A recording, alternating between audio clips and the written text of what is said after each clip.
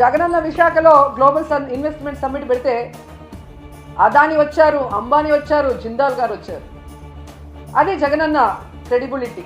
ఆయన సుపరిపాలన, ఆయన పారదర్శకమైన పరిపాలన, ఆయన ఫ్రెండ్లీ నేచర్ పారిశ్రామికవేత్తలతో, అలాగే ఈజ్ ఆఫ్ డూయింగ్తో ఏ విధంగా పారిశ్రామికవేత్తలకి అందుబాటులోకి అన్ని తీసుకొచ్చారో అందుకే వాళ్ళందరూ రావడం జరిగింది.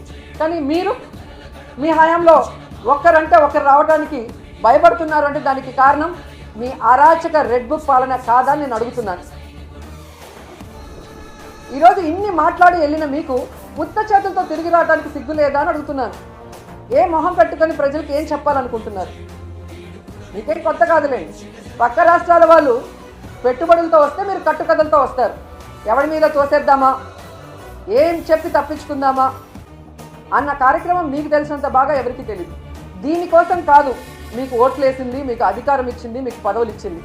ఇప్పటికైనా ఈ రెడ్ బుక్ అరాచక పాలనని మానేసి ప్రజలకి మీరు ఏదైతే ప్రామిస్ చేశారో ఆ ప్రామిస్ని ఫుల్ఫిల్ చేస్తూ ఈ రాష్ట్ర పరువుని కాపాడమని చంద్రబాబు నాయుడుకి, లోకేష్కి, పవన్ కళ్యాణ్కి తెలియజేసుకుంటున్నాం.